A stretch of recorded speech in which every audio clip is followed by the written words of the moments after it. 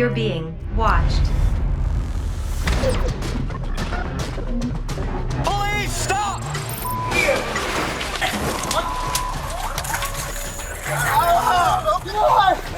Stop. That guy's coming in with something. Get the Stop. You! This is the police department.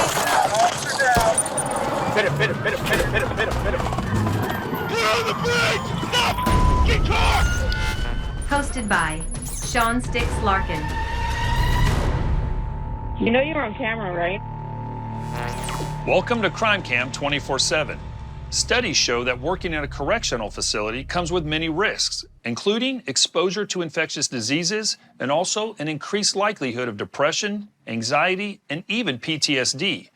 Now, in our first story, we'll see another inherent danger of the job: an unstable inmate pushed to the brink.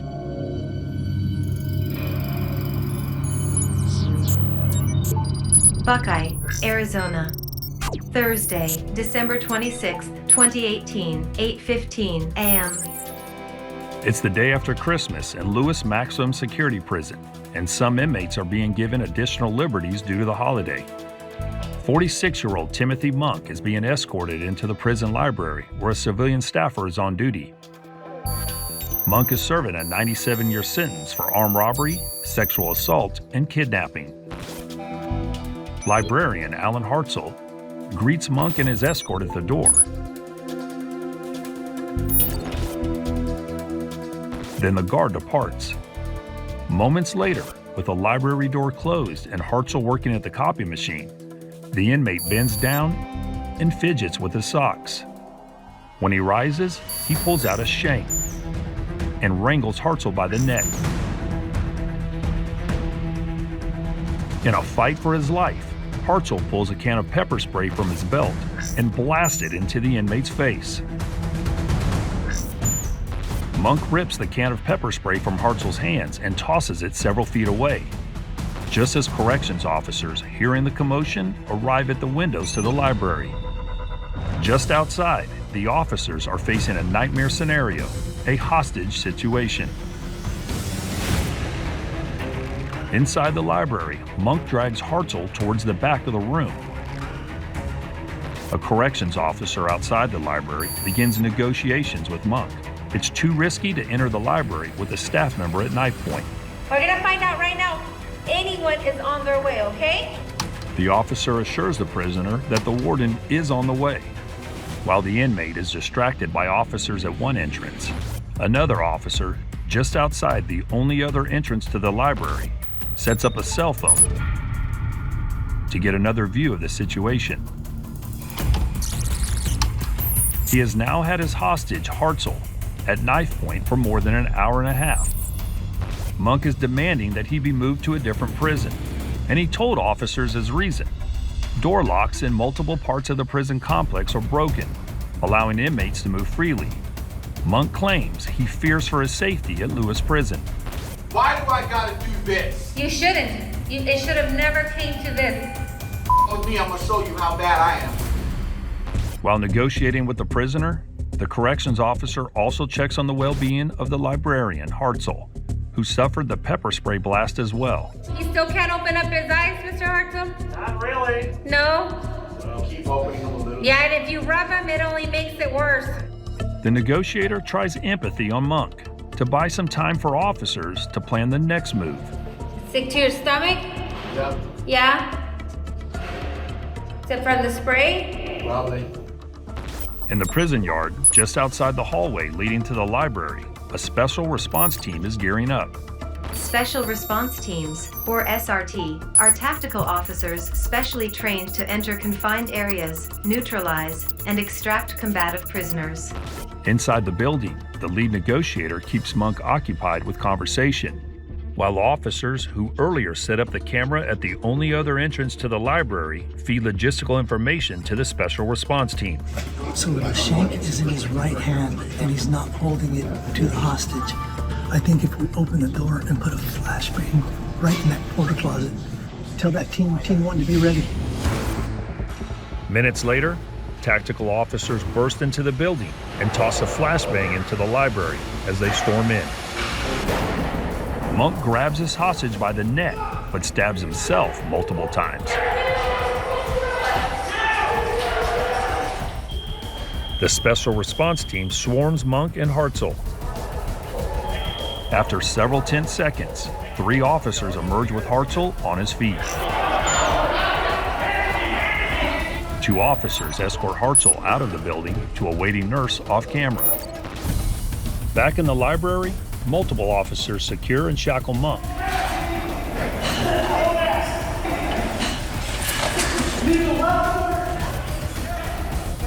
Then take him out to the hallway before being evaluated for medical treatment.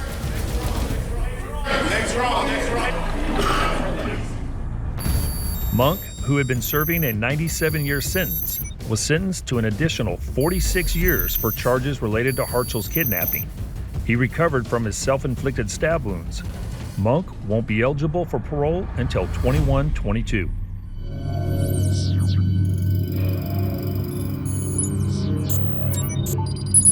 Atlanta, Georgia, Wednesday, January 17, 2024, 3:52 p.m. An Atlanta Police Department helicopter is hovering over a gas station on the city's northeast side. 20 minutes earlier, they were called in to assist in locating this stolen sedan. A flight officer in the chopper radios a description of the suspect to ground units who, off camera, are approaching the area. I think I got somebody walking to the vehicle now, white hoodie, red pants, black shoes, walking to the driver's side. As the vehicle prepares to exit the gas station parking lot, officers from Atlanta PD and Georgia State Patrol move in on the stolen car. And we are taking out southbound Boulevard.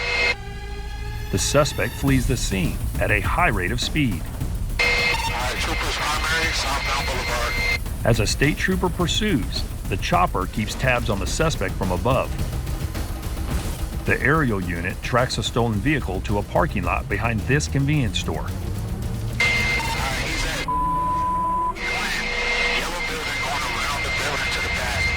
The suspect parks the vehicle and bails on foot, making his way towards a residential area. He's going south into the apartment complex. He has something in his pocket that he's holding, running behind. Once in the residential neighborhood, he ducks between houses. But he can't escape the view of the helicopter camera. Garibaldi now. Crossing Garibaldi. He's going to be going behind. He's going westbound. The suspect crosses backyards, emerging on a side street, then slips out of camera view between 2 houses. Officers above catch a glimpse of him at the rear of the home. He's on the corner. He's in the trash can. Just before, he hops into a trash can. In the trash can. In Garibaldi.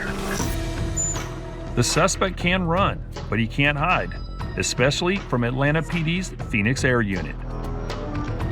The flight officer and dispatch relay the suspect's location to ground units who arrive on the scene. In the trash can, right in the house, Garibaldi. Officers approach the area, weapons drawn.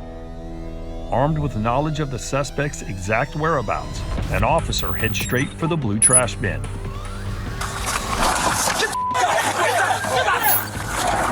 Officers quickly take the suspect into custody without further incident. Get your ass down! Get so excited. Not good. With the assistance of a canine unit, police recovered a handgun near the trash can. That's stupid, dog. Get in the car. Howdy. The suspect was identified as 22-year-old Tyree Chapman. Chapman was driving on a suspended license, reckless driving, fleeing police, possession of a firearm, and theft by receiving stolen property. The kicker? Chapman had escaped a city jail in Alabama 5 days earlier. His case is pending in Fulton County, Georgia, before he will be extradited back to Alabama to face charges of escape.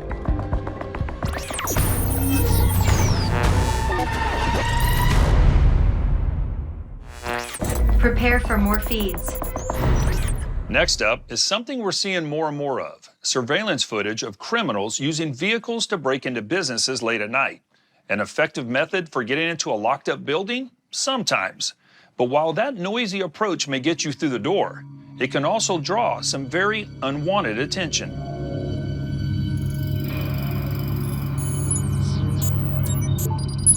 Everett, Washington. Monday, January 15th, 2024, 3:03 a.m. It's the middle of the night on this quiet street, as a surveillance camera shows 3 cars waiting for the light to change. They turn a corner, where the lead car is picked up by another surveillance cam in the parking lot of a cannabis dispensary. The second car, a larger white SUV, backs into the lot. It's quiet and no one else is in sight. As the third car backs in, doors open on the white SUV,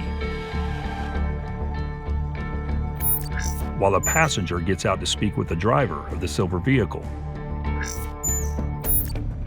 A masked man emerges from the back of the white SUV to join the others. Finally, the passenger on the driver's side gets out and runs to the back of the third vehicle, leaving only the driver in the white car. He begins to maneuver the car as the silver SUV gets out of his way.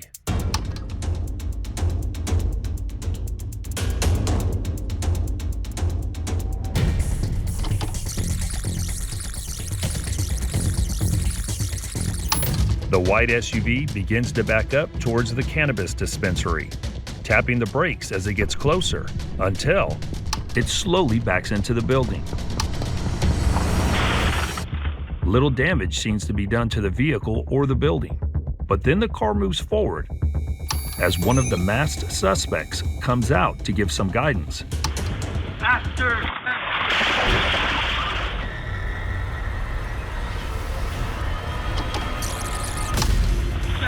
The second crash does more damage as the third suspect gives a thumbs up. He motions for the car to give another hard strike. The driver of the third vehicle comes forward, holding a bag and giving encouragement. Faster, faster, faster! Smoke and debris emerge from the third crash, creating a new entryway for the suspects. The man with the bag enters and is soon followed by 4 others ready to raid the store. But it won't be easy. An approaching stranger, emerging from a dark alley, yells, and the would-be thieves scatter back to their vehicles. Holding something in his hand, the stranger runs into the parking lot as the white SUV takes off. He heads for the silver SUV and sprays something at the driver. Later, it was reported that the Good Samaritan is an employee of a nearby business and was using bear spray. Despite being heavily outnumbered, the man strikes fear in the group as a silver SUV takes off and nearly flips as it collides with the last remaining car. Seeing one suspect left in the store, the stranger runs towards him and sprays him directly in the face. The stunned suspect runs to his car as the stranger retreats, successfully scaring away the entire group.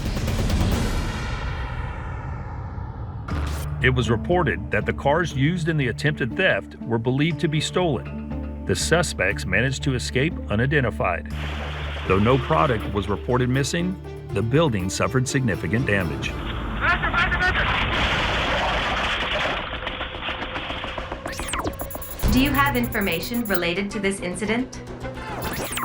Please contact Everett Police Department at 1-425-257-8450. Prepare for next feed.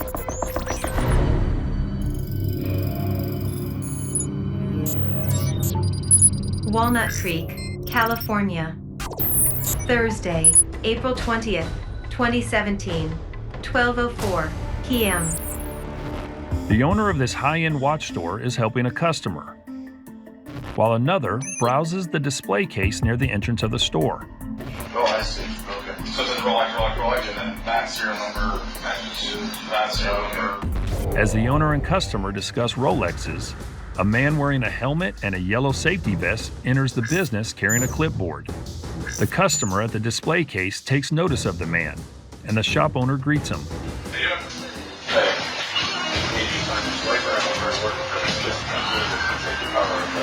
Meanwhile, a second man, also wearing a safety vest and helmet, enters the store.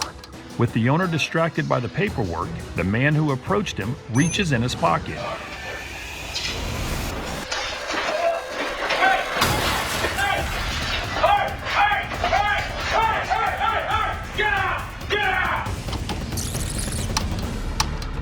From another security camera angle, we see the second man enter the shop and reach for his waistband. Just outside, another man, also wearing a similar looking safety vest and a helmet to hide his identity, is wearing a backpack, which appears flat and empty. He walks by, possibly serving as a lookout, while the man near the front counter gets something out of his pocket as the owner focuses on the clipboard. In a flash, the robber pulls a can of pepper spray from his pocket, dousing the owner and a customer. His accomplice rips a baseball bat from his pants and smashes the display case before running out of the store. This customer makes a break for it, while the other customer falls to the ground in the fetal position. But the owner isn't about to take this attempted robbery lying down. He pulls a handgun from a shelf behind the counter, aims the weapon at one of the would-be thieves, and defends his business. One of the men reaches into the display case, but comes up with empty hands before bolting out of the store. With the two perpetrators now out of the store, the owner heads back to the counter to retrieve a phone while reassuring the customer that the coast is clear. Following the incident, the owner of the store reports that the suspects did not manage to steal any merchandise and no shots were fired. The suspects flee the scene in a vehicle with temporary plates. Police have not been able to identify anyone connected to the attempted robbery. So-called smash and grab robberies are a problem for businesses carrying high-ticket items. These crimes happen quickly, leaving little time for police response, which is why this shop owner took matters into his own hands. And I commend him for his actions. Well done. Have you captured a crime on camera? Please send your videos and tips to crimecam247@lawnews.com.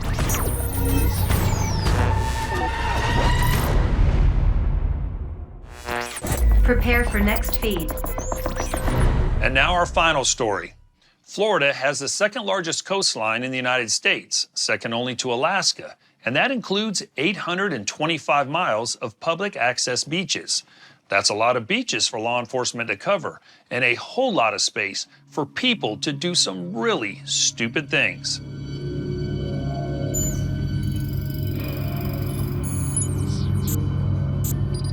New Smyrna Beach, Florida. Tuesday, February 6th, 2024, 9 o'clock a.m. It's shortly before high tide at this Volusia County beach, and signs warning people not to enter are posted at all entry points. But that doesn't stop the driver of this white pickup from rolling right into the surf and crashing through waves. The beach is only one of 3 in the state on which it's legal to drive a vehicle, except when otherwise closed to the public and during high tide. A resident captures this pickup truck swimming through the rising tidal waters. Waves crash over the top of the hood and truck bed as the driver maneuvers through the wet sand in four-wheel drive. Crashing waves send the truck floating for a moment, and the driver seems to have second thoughts, turning toward shallow water. But the person behind the wheel is just having too much fun, turning back into the waves for another go. The truck is dead in the water after the engine is flooded with seawater.